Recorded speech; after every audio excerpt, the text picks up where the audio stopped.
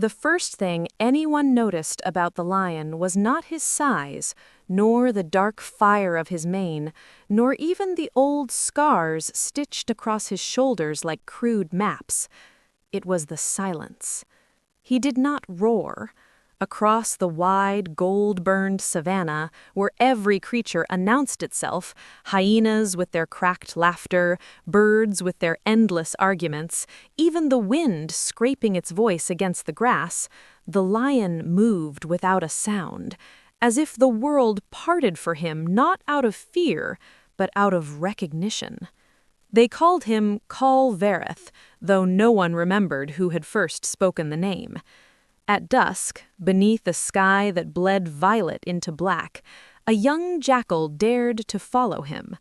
The jackal had heard stories, everyone had, stories of a lion who did not hunt with urgency, who did not compete, who did not defend territory in the usual way. A lion who killed rarely, but when he did, entire prides vanished. The jackal padded lightly over the cracked earth, keeping distance. "Why don't you roar?" the jackal called, voice trembling but curious. The lion did not turn. "Because I am heard anyway," Khal Vareth replied. His voice was low, not loud, yet it seemed to settle into the bones of the land itself. The jackal swallowed. "That doesn't make sense." "It does. You are simply small." They walked together, though the lion had not invited him. Night unfolded. Stars emerged like cold, watchful eyes. The air cooled, and with it came the sense of life. Zebra herds shifting in sleep, distant water, the faint copper trace of blood. "Are the stories true, that you destroyed a pride twice your size?" "No," said the lion. The jackal blinked. "No?" "They were 3 times my size." The jackal stopped walking. The lion did not. They reached a ridge overlooking a valley thick with acacia trees. Below, a pride rested, dozens of lions, their bodies scattered like stones beneath the trees. Cubs nestled into flanks, lionesses lay in loose circles. 2 males patrolled lazily, their manes pale and full. The jackal's ears flattened. "You shouldn't be here." "Why not?" Khal Vareth asked. "That's not your territory." The lion finally turned his head, amber eyes catching the starlight. "Everything is my territory," he said. There was no arrogance in it, no heat, only certainty. He descended the ridge. Not stalking, not crouching, walking. The jackal remained above, frozen between instinct and fascination. Below, one of the pride males noticed first. His head lifted, his body stiffened. A rumble began deep in his chest. Another lioness stirred, then another. Within moments, the entire pride was awake. The rumble grew into roars, layered, thunderous, territorial. Khal Vareth did not change his pace. The ground seemed to absorb the noise as he walked through it.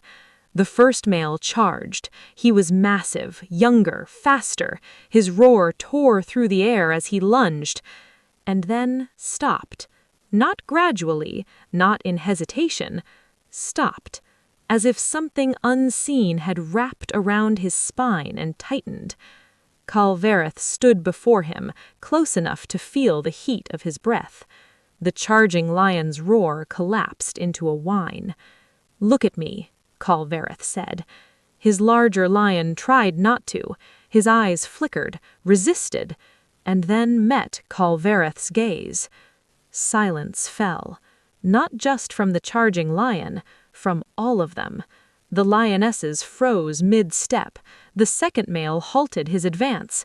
Even the cubs stilled, their small movements dissolving into stillness. The jackal, watching from above, felt it too, that silence. It was not absence of sound, it was presence. Heavy, crushing, absolute. "What are you?" the young male whispered. Khal Vareth tilted his head slightly. I am what happens when something refuses to end." The male's legs trembled. The lionesses lowered themselves one by one, not in submission, but in something deeper, something older than hierarchy. Recognition. The jackal crept closer, unable to stop himself. "What are they doing?" the jackal whispered. "They remember." Remember what? The lion's gaze remained fixed on the pride. "What they were," he replied. Then it began. No signal, no roar, no visible command. The pride collapsed inward, not in panic, in surrender. The dominant male lowered his head completely, pressing his chin to the dirt. The lionesses followed. Even the cubs flattened themselves against the ground, as if gravity itself had deepened. Khal Vareth walked among them, slowly, carefully. He did not strike, did not bare his teeth. He simply moved, his presence pressing into them like a weight they could not lift. When he reached the center, he stopped. The world seemed to hold its breath. Then, quietly, "Leave," he said. The pride obeyed. Not chaotically, not in fear. They rose one by one and began to walk. Away from the valley, away from their home, away from everything they had known. The jackal's mouth hung open. "You didn't even fight them." "No," Khal Vareth said. "Why?" The lion looked out over the now empty valley. "Because they already lost." Dawn began to bleed into the sky, pale and cold. The jackal sat beside him now, no longer trying to hide his awe. "Are you going to live here now?" he asked. "For a while." "Then what?" The lion's tail flicked once. "Then I will leave." "Why?" The lion finally looked him fully. "Because something else will need to end." The jackal hesitated. "Can I stay with you?" A long silence followed. Wind moved through the grass again. Birds began their morning calls, tentative at first. Khal Vareth turned away. "If you stay, you will stop being what you are." The jackal swallowed. "And what would I become?" The lion stepped forward into the light of the rising sun, his scars catching fire in gold. "Something quieter," he said. The jackal watched him go, and for the first time in his life, the endless noise of the savanna felt tin, like it was covering something deeper, something vast, something silent. And somewhere ahead, moving without sound, the lion carried that silence with him, like a shadow the world could never escape.